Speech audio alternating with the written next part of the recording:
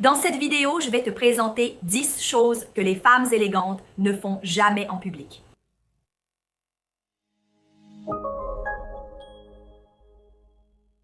Bonjour, ça va? Je suis Juliana Santiago, professeure d'étiquette et cofondatrice de l'Institut d'étiquette et de protocole, l'Institut d'étiquette et de protocole.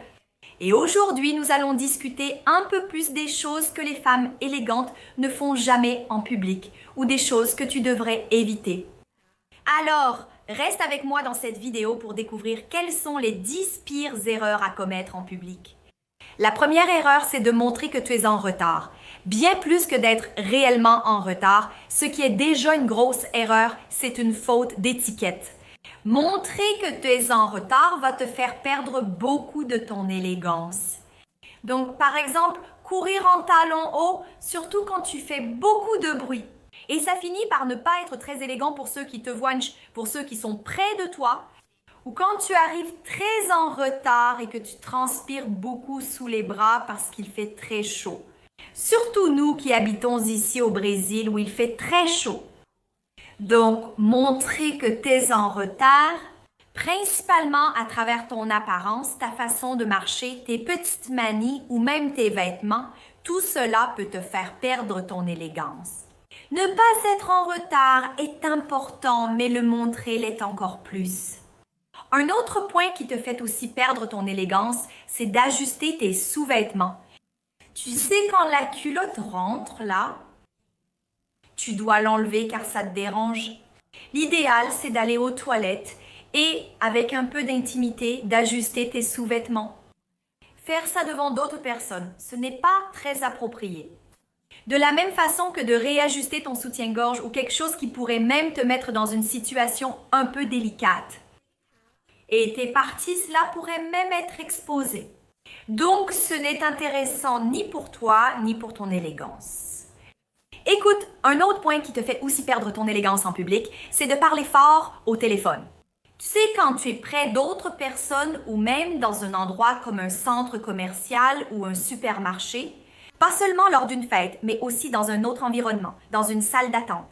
Et la personne parle au téléphone d'une voix tellement forte que ça finit par déranger l'ambiance. Alors, faites très attention au volume de votre voix lorsque vous parlez au téléphone avec les personnes que vous appelez. Audio. Aujourd'hui, l'envoi de messages vocaux est quelque chose de très courant, donc il est important de faire attention au volume de notre voix. Et si vous voulez parler avec les gens d'une manière plus privée, plus intime, avec plus de liberté, l'idéal, lorsque vous téléphonez, c'est de vous éloigner un peu. Donc, par exemple, lors d'une fête, allez dans un endroit plus calme, parfois même dans les toilettes, s'il n'y a pas d'endroit plus privé à la fête. S'il n'y a pas de balcon, vous pouvez attendre à la porte de l'événement et discuter dehors, si possible. Si vous êtes dans un centre commercial, un supermarché ou un lieu public, vous pouvez aussi trouver un coin plus tranquille. Là où vous pourrez non seulement mieux discuter de façon plus intime, plus privée, mais aussi être dans un environnement avec moins de bruit. Donc, quand vous êtes dans un environnement moins bruyant, naturellement, votre ton de voix devient déjà plus bas. Dans un environnement bruyant, vous aurez tendance à élever la voix pour couvrir celle des autres.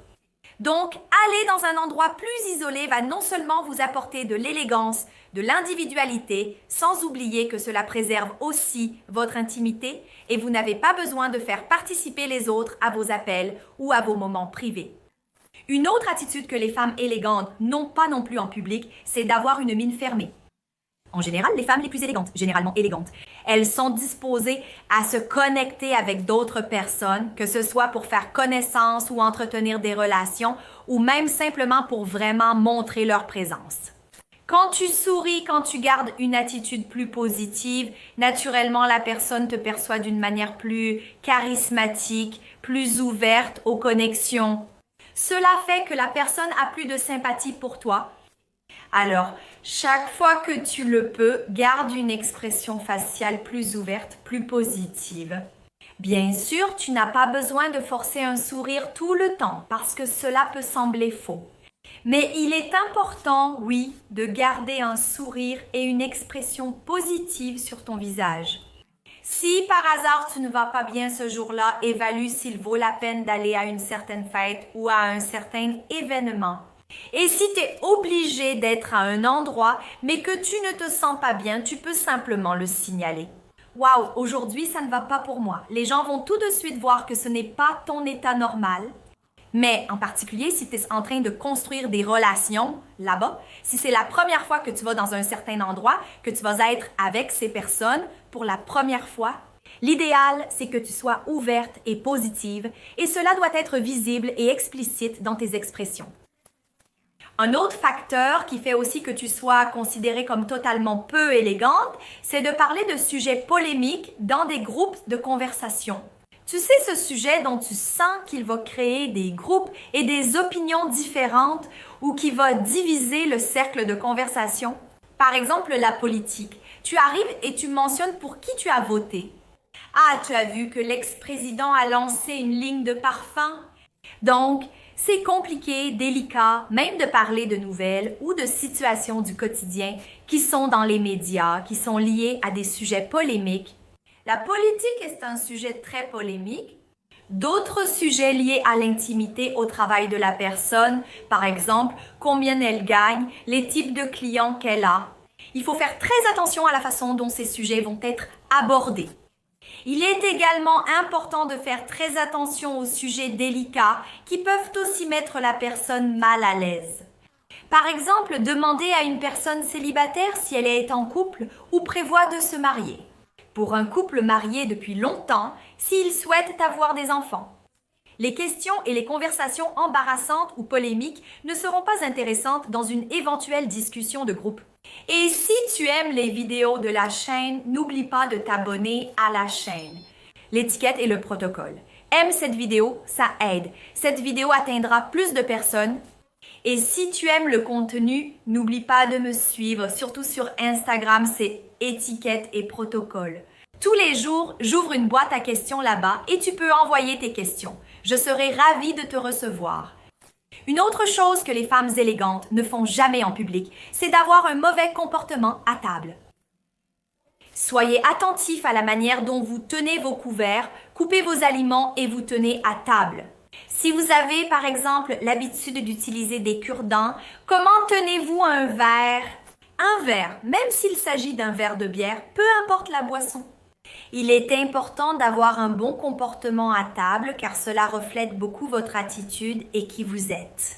Alors, faites aussi attention à ne pas parler la bouche pleine, à ne pas laisser trop d'objets sur la table comme votre téléphone, votre sac, vos clés ou à vous refaire une beauté à table. Ce n'est pas élégant. Soyez attentif à votre comportement à table, cela fera la différence.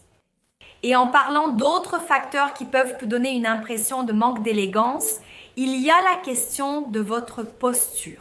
Donc, chaque fois que vous marchez, que vous vous asseyez et surtout lorsque vous êtes dans un lieu public, il est essentiel que vous essayiez d'adopter la meilleure posture possible. Une posture négligée, parfois avec les épaules affaissées ou même complètement déséquilibrée, vous voyez? Quand vous n'êtes pas complètement droite et prête à profiter de l'environnement, à apprécier ce moment. Cela va montrer que vous êtes une personne peu élégante, cela va donner cette impression, même sans que vous ne disiez un mot, la personne va vous percevoir comme quelqu'un de peu élégant.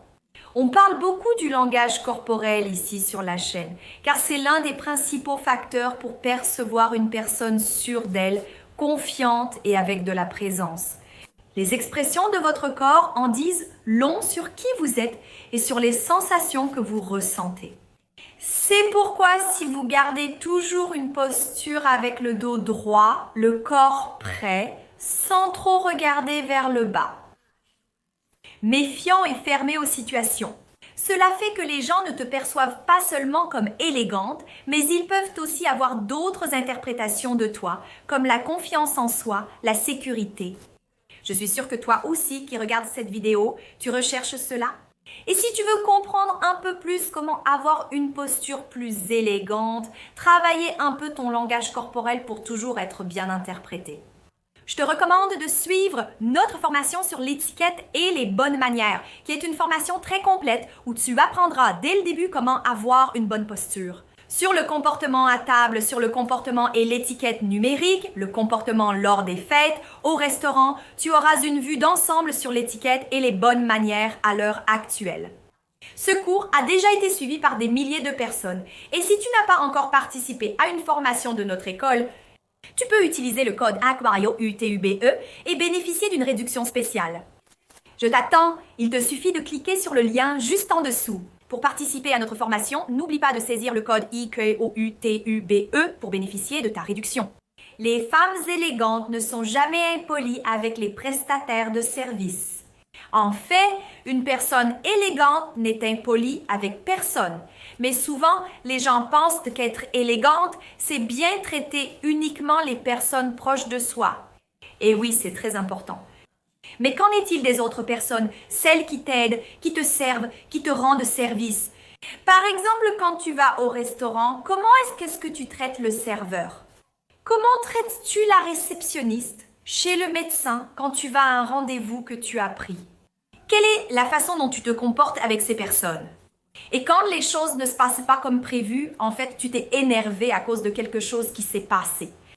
Ta commande a pris du temps, le médecin met beaucoup de temps à te recevoir. Comment fais-tu des réclamations? Tu es grossière avec ces personnes, tu es rude, tu es mal poli.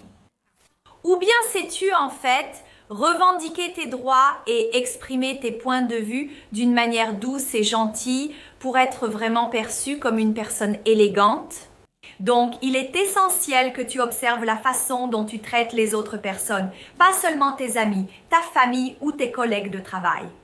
Il est important que tu traites toutes les personnes qui sont proches de toi d'une manière cohérente.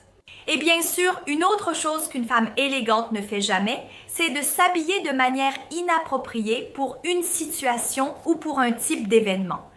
Donc, une femme élégante cherche à suivre le code vestimentaire, la tenue appropriée, quel que soit le type de situation.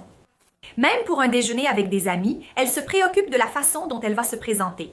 Donc, elle aime aussi montrer à travers sa tenue que cet événement est important pour elle. C'est très important. Quand on parle de s'habiller de façon appropriée, on ne parle pas seulement d'être bien présenté pour créer un impact positif ou se sentir mieux. Mais les vêtements que tu portes montrent aussi aux autres personnes que l'endroit où tu te trouves, que l'environnement dans lequel tu es est important pour toi. Imagine lors d'un simple déjeuner entre amis, comme l'exemple que je donne ici. Tu y vas toujours en tenue de sport. Les gens commencent à comprendre que la salle de sport, pour toi, est parfois plus intéressante. Bien sûr, il peut y avoir des contextes et des situations particulières où tu as dû sortir de la salle de sport, y aller en tenue, ou parfois ton travail exige des vêtements de sport. Mais réfléchis avec moi d'une manière plus littérale. Est-ce que si tu arrives à un déjeuner entre amis, tout en sueur dans ce contexte-là, est-ce que ça va vraiment montrer que ce déjeuner est important pour toi? Parfois, tu prévois un dîner et arrives en tenue de sport. Observer le contexte reste toujours intéressant. Par exemple, un barbecue, une fête très décontractée où il y aura une piscine, tu ne vas pas arriver là en survêtement ou même en tenue de soirée. Ça n'a aucun sens. L'idéal, c'est d'y aller de manière appropriée en portant une tenue qui soit adaptée, appropriée à cette situation. Il se peut que tu n'aies pas envie de nager ou de porter un maillot de bain à ce barbecue. Mais il est intéressant que, sachant qu'il s'agit d'un barbecue et qu'il y aura un moment piscine, tu portes une tenue qui corresponde à cette situation et qui te permette de faire partie de ce contexte. C'est ça être élégante à travers ta tenue. Et bien plus que les vêtements que tu portes, les accessoires que tu utilises, les choix que tu fais dans ta garde-robe. Elles ont aussi un impact très fort et construisent une image de qui tu es et de ce que tu veux transmettre comme information aux autres personnes. J'ai déjà fait une vidéo sur la chaîne présentant 10 accessoires pour paraître plus élégant. Et je suis sûre que tu vas aimer regarder cette vidéo. Je vais la laisser ici à côté pour que tu puisses la regarder tout de suite après. Je vais m'arrêter ici. Je vous embrasse et à la prochaine vidéo. À bientôt.